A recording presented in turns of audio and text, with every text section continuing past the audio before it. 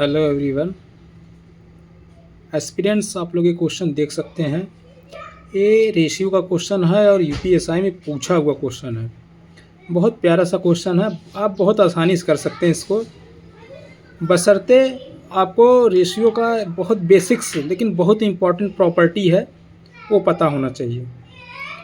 तो इस क्वेश्चन को अटेम्प्ट करने से पहले हम उन दोनों प्रॉपर्टीज़ को देखते हैं, इसके बाद हम इस क्वेश्चन पे वापस से आएंगे। तो पहला प्रॉपर्टीज़ है, एक मिनट हम लिख लेते हैं। Properties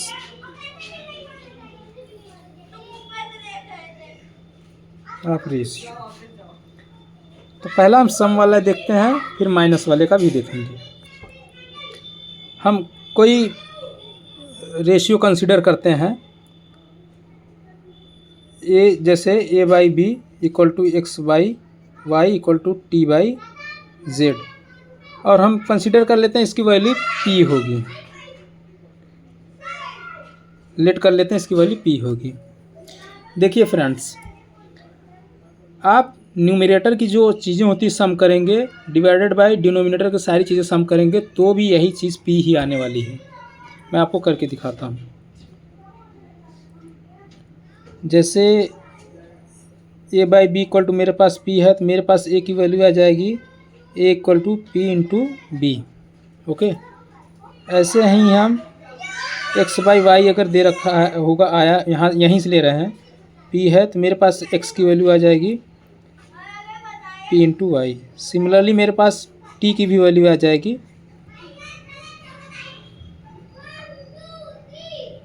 P into Z.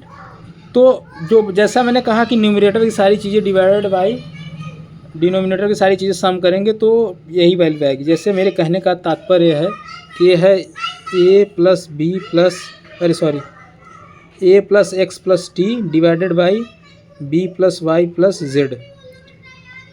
तो हम यहाँ से ए की वैल्यू रखते हैं, यहाँ से पी की वैल्यू रखेंगे एंड यहाँ से टी की वैल्यू रखेंगे। तो अपन के पास देखिए पी कॉमन है, तो पी हम ए पी है, तो यहाँ पी कॉमन है तो हम पी ले लेंगे बाहर।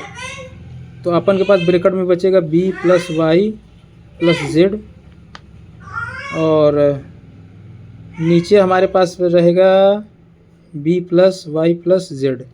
तो यहाँ भाई कॉमन है, उभयनिष्ठ है, तो कट जाएंगी चीज़ें, मेरे पास बचेगा पी। अब हम दूसरी प्रॉपर्टी रेशियो में देखते हैं, सब्सट्रैक्शन वाला देखते हैं। जैसे इसमें न्यूमरेटर की अगर दो चीज़ें आप माइनस करते हैं साथ में, और नीचे की भी मतलब वही चीज़ें, तो भी हमारे पास पी आती है। जैसे ए माइनस एक्स और बी माइनस वाई। तो अब हम क्या करते हैं, ए की वैल्यू यहाँ से रख देंगे और एक्स की वैल्यू यहाँ रखेंगे। तो ए की वैल्यू रखेंगे तो पी प्लस बी आएगा, और एक्स की वैल्यू पी प्लस वाई, और नीचे हमारी एज इट इज़ चीज़ें रहेंगी। तो पी कॉमन हम ले लेंगे, पी जैसे कॉमन लेंगे तो अपने पास बचेगा बी माइनस वाई और बी माइनस, यहाँ से कट जाने के बाद पी आएगा। ऐसे कॉम्बिनेशन आप A by B equal to T by Z का भी बना सकते हैं, या इसका इसके साथ बना सकते हैं, कोई सा भी आपको पी ही मिलने वाला है। अब हम इस क्वेश्चन पे आते हैं। जैसे यहाँ दे रखा है, आप देख सकते हैं ये एक्स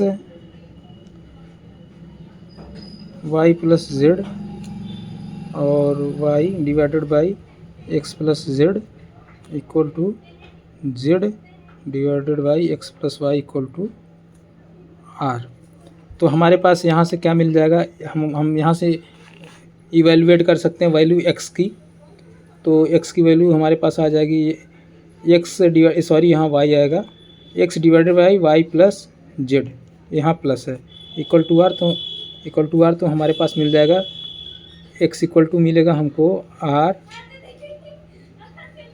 सिमिलरली हमको वाई की वैल्यू मिल जाएगी, वाई की वैल्यू मिलेगी R into X plus Z. ऐसे हमको जेड की वैल्यू मिल जाएगी R into X plus Y. तो हम पहली प्रॉपर्टी से आर की वैल्यू फाइंड करते हैं, देखते कितनी आती है। हमारे पास एक्स प्लस वाई है, और नीचे आप देखेंगे हर टर्म 2 टाइम्स है, तो आप देखेंगे 2i हो जाएगा, 2z हो जाएगा और 2x हो जाएगा। और यहाँ भाई r तो रहेगा ही अपना, तो यहाँ r की वैल्यू आ जाएगी 1/2। एडिशन वाले के तहत हमारे पास r की वैल्यू मिल जाएगी 1/2। अब हम सब्सट्रैक्शन लगाते हैं, दोनों वैल्यू फाइंड करेंगे ना दोनों तरीके से। तो वही है x माइनस वाई, और नीचे अपन के पास है y plus Z minus x, मान लीजिए ब्रैकेट है, और z इक्वल टू r है। तो यहाँ माइनस आ जाएगा, वो जैसे ब्रैकेट ओपन होगा तो इससे कट जाएंगी चीज़ें, तो अपन के पास आएंगी x माइनस वाई और y माइनस एक्स माइनस है इक्वल टू r।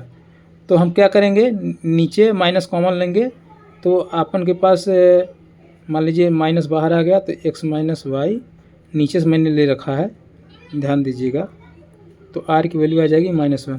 आप इसको किसी भी तरीके से करेंगे आपको -1 मिलेगा। तो इस क्वेश्चन का आंसर आपको मिल जाएगा, ये 4th ऑप्शन करेक्ट होगा। r की वैल्यू -1 हो सकती है या 1/2।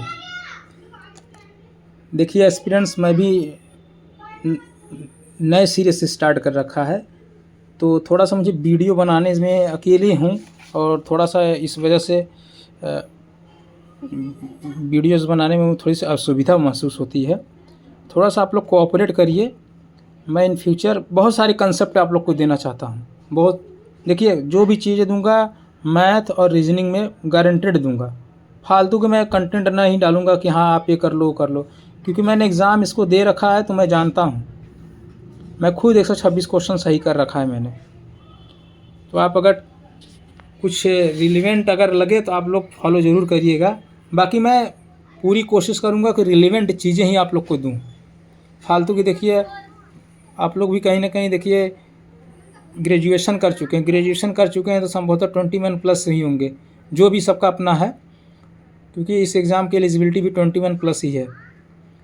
तो मैं इतना मान के चलता हूँ कि इतने एज तक सब मैच्योर हो जाते हैं, तो आप लोग को भी पता है कौन सही पढ़ाएगा कौन सही नहीं पढ़ाएगा। देखिए इस पर मैं बहस नहीं करना चाहता, मेरे से बहुत अच्छे अच्छे लोग पढ़े हैं, लेकिन मैं पूरी कोशिश करूँगा कि आप लोगों को रिलेवेंट चीज़ें दूँ। Thank you.